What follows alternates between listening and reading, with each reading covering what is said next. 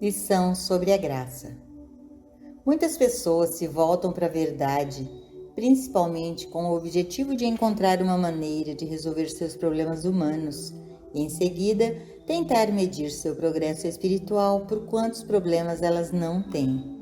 Essa é uma falsa régua, embora sem dúvida chegue um momento em que a completa ausência de problemas possa significar demonstração espiritual ou harmonia alcançada. Jesus alcançou isso após a crucificação e a ressurreição. Muitos estudantes, no entanto, estão tentando alcançá-lo antes da crucificação e antes da demonstração da ressurreição. Isso não pode ser realizado.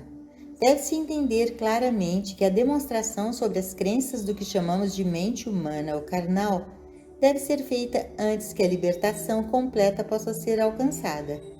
É sempre motivo de alegria, portanto, quando somos apresentados a problemas e somos capazes de resolvê-los. Houve um tempo em que eu sonhava em ter $100.000. Eu queria essa quantia porque essa renda me tornaria independente, e então eu poderia ser um praticante sem preocupações. No dia em que me tornei praticante, tinha exatamente $250 no bolso e nenhuma maneira humana de obter mais. Essa foi a minha salvação. Porque agora, quando falo em demonstrar suprimento, não estou falando de algum livro que li ou passei em um exame. Estou falando da experiência de ter provado o princípio da oferta. Quando falo de saúde, não falo das páginas de um livro que li. Estou falando por experiência pessoal. Em 1921, recebi 3 meses de vida por médicos no Hospital St. Luke's, em Nova York. E muitos anos depois, recebi apenas algumas horas de vida. Então, 2 vezes voltei da experiência da morte iminente, e ambas as vezes através de demonstração espiritual. O que eu não experimentei na vida de meus pacientes e estudantes. Quase todos os problemas da existência humana chegaram à minha experiência direta ou indiretamente, e em grande parte foram atendidos. Quando podemos provar que doenças, escassez, mau tempo, greves e todas as outras reivindicações da experiência humana não podem nos separar de nossa missão espiritual, então avançamos, porque então podemos dizer: Deus deve ter feito isso, Deus deve ter me trazido aqui, a onipotência deve ter provado o não poder de circunstâncias adversas. Portanto, temos um maior grau de fé, um maior grau de confiança, uma maior garantia de que esse mesmo Deus está sempre conosco. O que é demonstração espiritual? Uma vez que não estamos interessados principalmente na demonstração humana, para demonstrar que a palavra se torna carne, é necessário provar em nossa experiência que a harmonia é o estado normal e natural do ser, independente de quaisquer condições humanas que possam reivindicar ser um poder de interferir. Nesse ponto, porém, precisamos nos lembrar de que não estamos no caminho da demonstração material, mas da realização espiritual. Com demasiada frequência tentamos fazer uma demonstração para que as pessoas à nossa volta sejam convencidas. Essa é uma tarefa sem esperança, quase impossível. Mesmo o mestre não teve sucesso nessa demonstração. Então, como poderíamos? Para começar, qual é a demonstração que desejamos fazer? Nossa demonstração é a realização de Deus, a demonstração de harmonia espiritual, vida espiritual, verdade, amor, paz espiritual, paz interior, unidade interior e comunhão com Deus. Mas se amigos e parentes não estão no caminho espiritual, como eles podem ser convencidos? Eles poderiam ver a demonstração mesmo que tivesse sido feita? Não é compreensível que uma demonstração espiritual seja visível apenas para aqueles de apreensão espiritual? Não é verdade que para reconhecer o Cristo, uma pessoa já deve ter atingido uma medida de cristandade?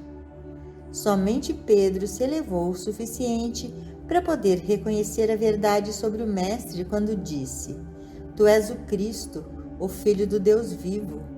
E o Mestre poderia responder: Carne e sangue não te revelaram, mas meu Pai que está no céu. Em outras palavras, ele estava dizendo: seu cérebro, sua capacidade de pensar ou seu intelecto nunca poderiam revelar a você que eu sou o Cristo.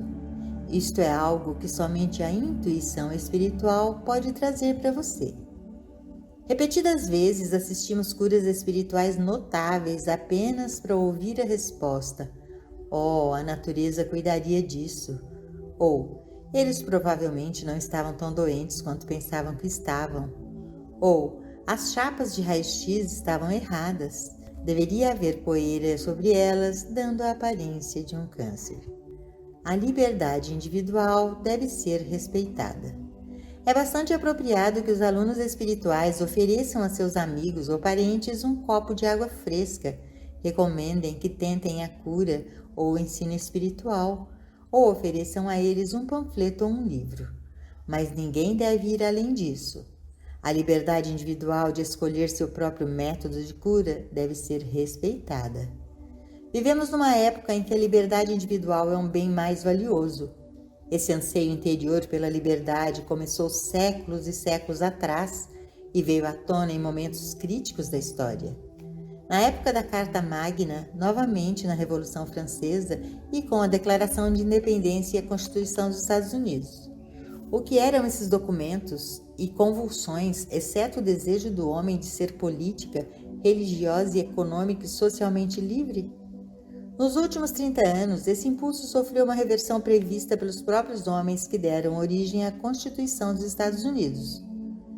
Eles disseram que havia um elemento na liberdade que poderia destruí-la: a inércia do homem, sua falta de vontade de lutar para proteger a liberdade que ele tem. É verdade que quando a liberdade é tirada de uma pessoa, ela luta até a morte para recuperá-la, mas enquanto a tiver, será negligente. Ou ela não vai às urnas para votar, ou se deixa influenciar por qualquer pessoa com uma mente forte e assim acaba por concretizar o que estamos testemunhando nesta era: países livres e pessoas livres perdendo sua liberdade ou tendo-a em perigo. Uma pessoa tão responsável como um membro da Suprema Corte dos Estados Unidos disse que nossas liberdades estão sendo tiradas de nós mais rapidamente do que fomos capazes de conquistá-las. E isso é porque não estamos alertas. A liberdade de estudar e praticar qualquer ensinamento espiritual que escolhermos é parte da liberdade individual que o homem se esforçou para alcançar.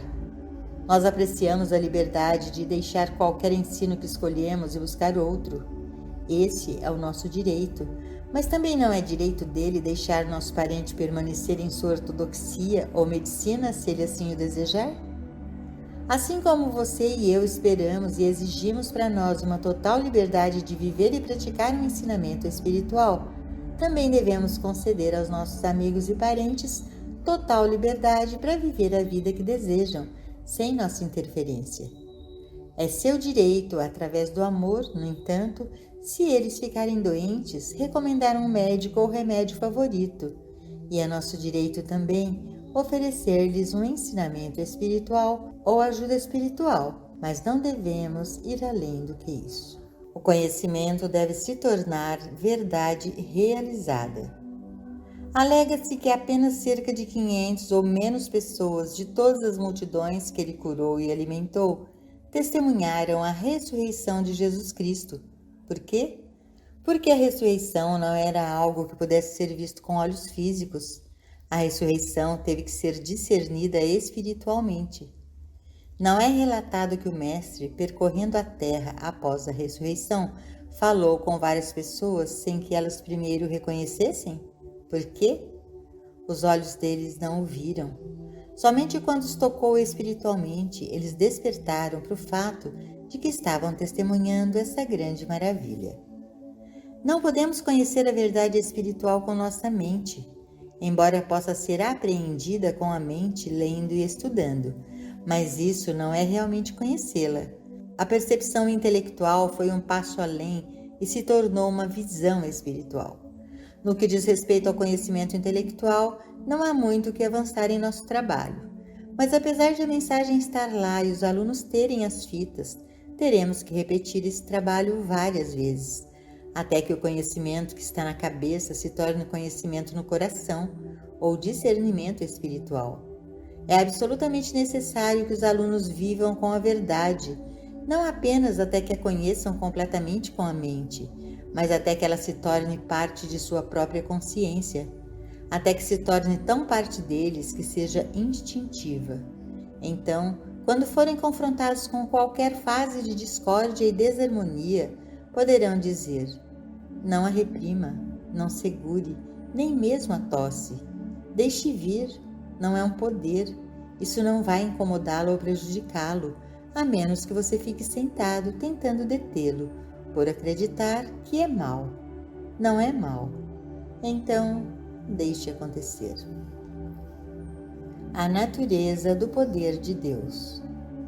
Ouvimos tanto falar sobre o poder de Deus na literatura religiosa que a crença que se tornou predominante é a que Deus é realmente um poder a ser usado contra o mal. Isso resultou nas muitas formas de oração nas quais o poder de Deus é invocado contra os inimigos ou contra doenças. Em todo o mundo, em igrejas, templos, sinagogas e mesquitas, milhões e milhões de pessoas se reúnem semanalmente ou diariamente para rezar para que o poder de Deus venha à Terra de alguma maneira, para destruir inimigos nacionais ou religiosos, destruir doenças ou superar medos. É mais ou menos universalmente aceito que o poder de Deus pode ser invocado, que Deus é um poder sobre condições de que não gostamos e que o homem, pela oração, pode influenciar Deus a aniquilar os seus inimigos. Em primeiro lugar, entenda que Deus não é um poder a ser usado pelo homem. Que fique claro que Deus não pode ser influenciado a fazer algo com nossos inimigos ou com nossa doença. Que não podemos invocar o poder de Deus à vontade. Que nossas orações não mudarão a vontade de Deus, o propósito de Deus, a atividade de Deus ou a lei de Deus. Desse modo, pararemos a vã tentativa de alcançar a Deus para algum propósito, independentemente de quão bom esse propósito possa parecer. Esta é a lição mais importante que receberemos no caminho espiritual, pois nos permite abandonar o conceito de Deus Papai Noel e buscar uma compreensão da natureza de Deus como Deus é. Em todos os departamentos da vida material, duas forças estão sempre se opondo, o bem e o mal, e sempre um poder é usado para derrubar outro poder. Quando os homens descobriram que nem sempre podiam confiar em um poder para destruir outro, quando se soube que um poder que conseguiu combater com sucesso hoje o outro poder, talvez não o fizesse amanhã, e quando se percebeu finalmente que não há poderes materiais suficientes sempre à disposição para destruir os poderes errôneos, os homens procuraram algo mais, algo novo, algo diferente, algo mais poderoso. Isso levou ao tipo de Deus e oração que testemunhamos na Terra hoje. Mas esse Deus não realizou nada de acordo com o cronograma. A oração não conseguiu trazer Deus à Terra para fazer a vontade do homem. Tanto esse Deus criado pelo homem, quanto os meios humanos de alcançá-lo, através da oração, falharam. Os problemas do mundo estão multiplicados, mesmo depois de 5.000 anos invocando a deidade para ferir nossos inimigos. A questão é, quando o homem vai parar com esse absurdo e começar a conhecer a Deus, a quem conhecer corretamente é a vida eterna?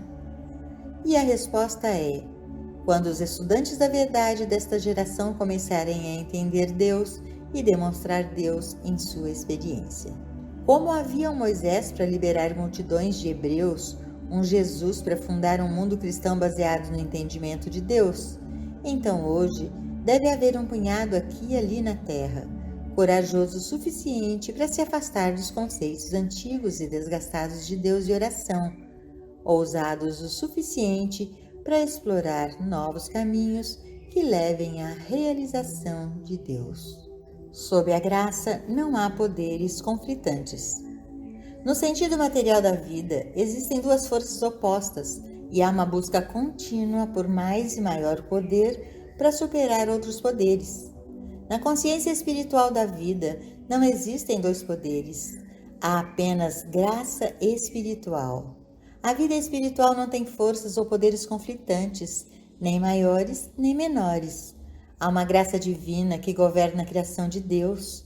Na sabedoria espiritual, não há poder de Deus para usar, superar qualquer coisa ou mudar alguém ou qualquer condição.